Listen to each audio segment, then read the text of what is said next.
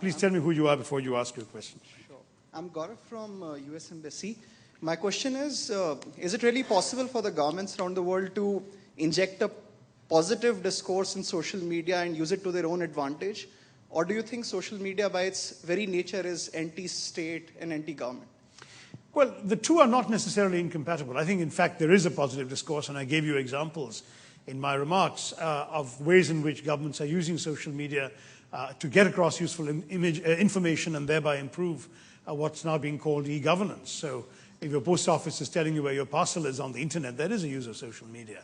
But yes, obviously, it's the whole point about the internet is it's completely free, and therefore the inevitability of anti-government views being expressed has to be acknowledged, and in my view, we have to accept it. After all, if there wasn't the internet, people might be saying these things in the privacy of their own homes. The only difference as a result of the internet is what they're saying now gets to be seen by larger numbers of people than if they were just saying it in the privacy of their own homes.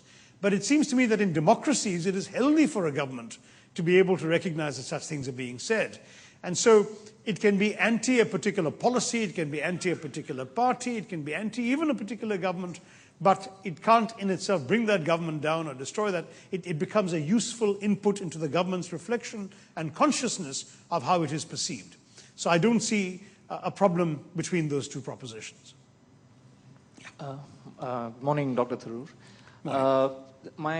It's more of a comment on this whole issue of censorship, and the analogy that you gave of it's a petrol bunk and waiting for a match. I think that entire analogy and how even government is approaching it is greatly exaggerated. If you really look at the nature of the medium, I think Sorry, go on. Yeah, over the next, as in today and tomorrow, all of us are going to be figuring out how to get our message out to as many people as possible, because the challenge on the net is, content discovery. So to say that the whole world is waiting for one matchstick for the flame to light up is like, it's unfair. Of course, if you want to find out how to make a bomb, there will be a place to do it. But a lot more people will be searching for Britney Spears wallpapers, I'm sure, online than how to make a bomb. So the point is that just because there's content out there does not necessarily mean that the whole world is going to catch fire. So to say that we're going to just put in censorship and have a viewpoint on what content is going up is, I think, in that sense, probably going down the wrong path. No, let me respond to that. You're done, because I don't want to interrupt. Is that the point? Yeah. No, I actually understand your concern, but yet, as somebody who's come back to India after 3 decades abroad, where what you said would make perfect sense, I have to acknowledge the very special challenges we really have in our country. What was Kapil Sibal saying? He's not saying that people are going around looking for, offensive images about a particular religious community, for example. But he is saying that as long as that exists, it becomes fodder for malicious people to use it, both against that community and people from that community to use it to justify a political agenda of violence. I'll give you an example which is, I hope, not going to offend anybody. There was a riot in Bangalore about 15, 18 years ago, I can't remember the exact year, because a newspaper published a short story called Muhammad the Idiot. It had nothing to do with the Prophet. It was about a boy with a mental handicap. Obviously, the title was stupid and crude, but nonetheless, just that phrase led to a procession being taken out, the newspaper office being stormed and burned, printing press partly destroyed, and so on. That is India, unfortunately. There are people who do this sort of thing. We've seen what happened with the satanic verses in a country like India or in Pakistan. I'm not saying the satanic verses should have been banned. I believe it should not have been. That's a different example, because I don't believe those who protested had actually read the book or could actually cite anything offensive from it. But some of the stuff that Kapil Sibal is describing from the internet, anybody without a third-grade education could see it and be repelled by it. And that could have led some agitators to needlessly provoke violence. Now, it's all very well for the free speech absolutists to say, well, if somebody behaves badly, conducts a riot, punish them. You know very well how difficult it is to arrest and punish the perpetrators of riots. But even if you do, in the meantime, lives have been lost, property has been destroyed. Doesn't the government have any responsibility to take sensible precautions to prevent such a thing happening? So showing people that, look, obviously no one can, this pre-screening was complete nonsense. Kapil says he never said that. No one can pre-screen whatever 100 million things go up every day on the internet. But the moment one becomes aware Just as something libelous, you can write to a service provider and say, this is libel, take it down, and they usually will.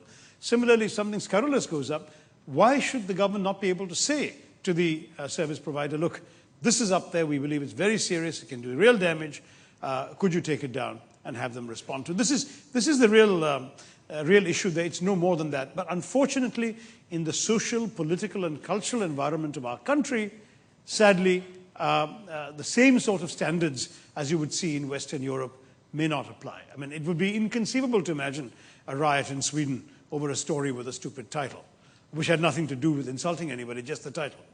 But in India, we've actually had a riot, people have actually died. So you have to look at the real realities when you're governing a country. Hello, my name's Eric. I'm from the United States. Hi. And in the U.S. with social media, the front lines are privacy, slander. We've got some really strong safe harbor laws, so people can post a lot of stuff and the messenger won't get shot. In India, what do you think the most pressing legal issue is in terms of some sort of legal fight or even cultural? Well, you mentioned the cultural issues, but a way for India's government to legally take some action against social media. Well, first of all, our libel laws are much weaker than yours, and yours are weaker than the UK. So, I mean, within democracies, it's a huge range. I have had more lies told about me on social media than perhaps most Indian politicians. And for the longest time, the advice to me by everybody I spoke to was don't bother to sue. There's not enough of a basis, there aren't enough precedents. This will drag on for ages in our courts. Why do you want to expend the emotional energy? Bad information will be driven out by other bad information, let it be. And for a long time, I took that attitude. Finally, in my case, the worm was turned, and just last week I've sued an internet site for a false allegation.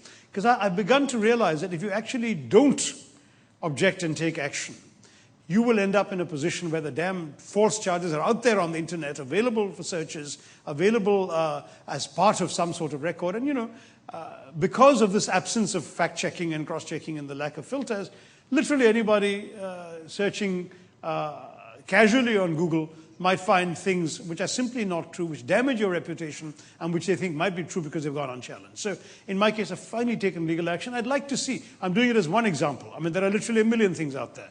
But I've done the most recent one simply in order to see whether challenging will work. It may not work. If the court case is still dragging on 2-3 years from now, then I'll say this wasn't worth doing, which is frankly what people told me when I was first attacked a couple of years ago. So I'm going to have to see, but at the same time, that's different. A private individual reacting to defend his own reputation is, to me, perfectly reasonable in any democracy. That's completely different from the government as an institution. By the way, I was not attacked as a government official or as an MP, but as an individual for allegedly having done something which I have not done, and I decided I was going to challenge that. But when the government is acting, it is always in the interest of the maintenance of law and order. That's the problem, because frankly, ours can be a volatile society. And unlike the US, where you haven't had a serious riot since 1968, we've had a number of riots in different parts of our country, and there have been riots in which people have been killed. So it is part of the duty of government, part of the preventive duty of government, to ensure that we don't actually allow such a situation to happen by failing to prevent something we could have prevented. So when someone like Kapil Sibal, the Minister for Telecoms, in case you don't know who he is, gets knowledge of a website showing something truly scurrilous against the Prophet, for example, it's not that a riot has already begun. He is essentially being told, look, if some people see this thing, they will take out, they will use it as an excuse perhaps for a political agenda, or they may do it out of genuine outrage. It doesn't matter which. There will be a law and order problem. So for him then to say to, if it was Facebook or whoever, take it down, and for them not to comply, would, in my view, be a legitimate use of governmental power. But it is a very thin line, and I would be very unhappy, even as a member of the ruling party, if that extended to some sort of censorship.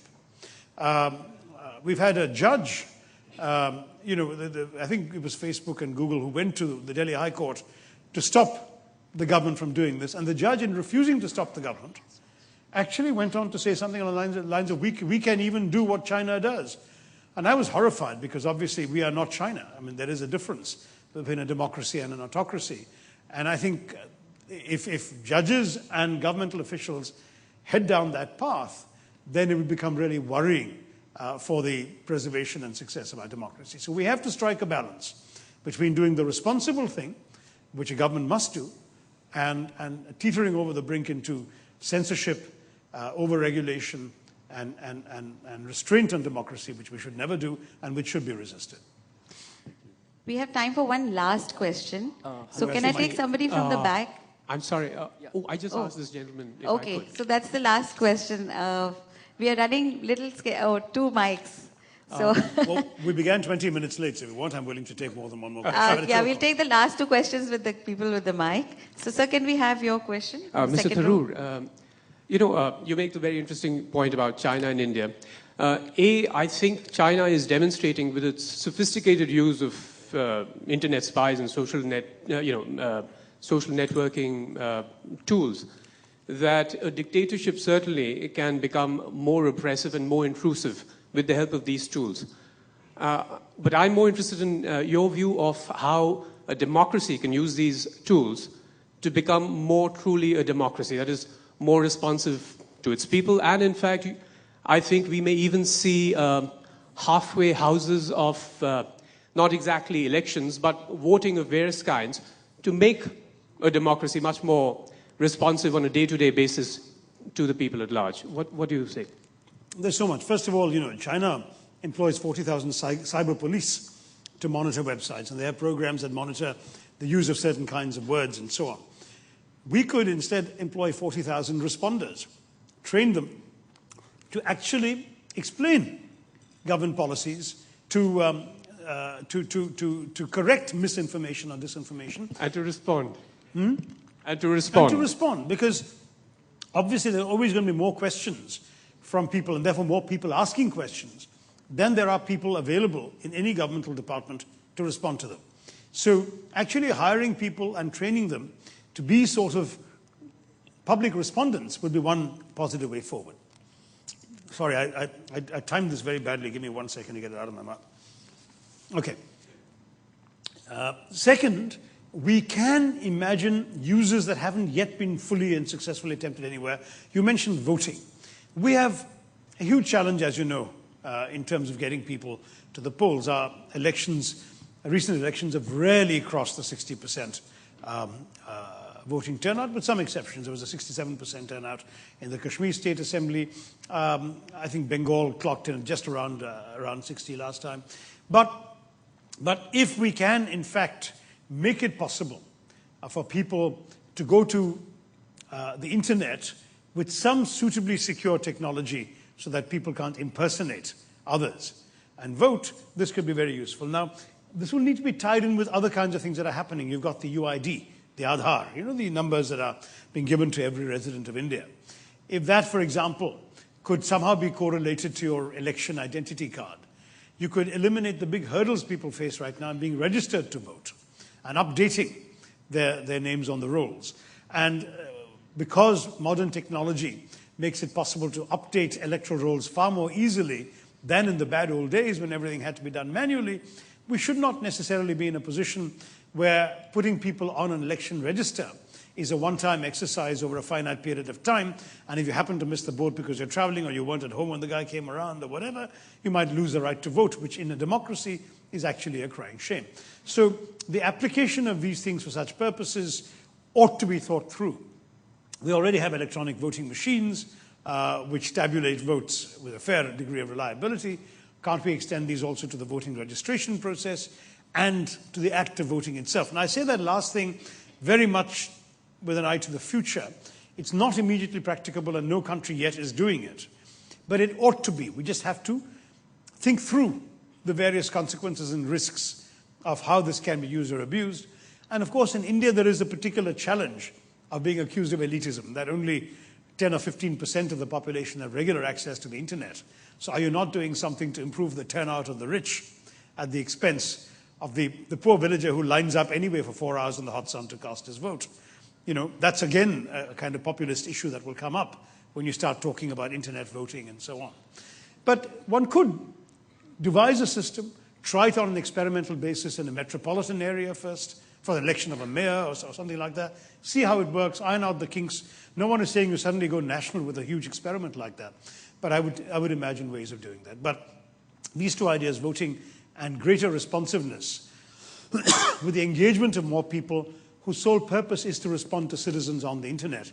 Could be two of the directions, but there are very many more on the anvil, and it's actually part of the mandate of the Telecoms Ministry to spend time on evolving new methods of improved e-governance. Thank you all very much for your patient hearing. Appreciate it.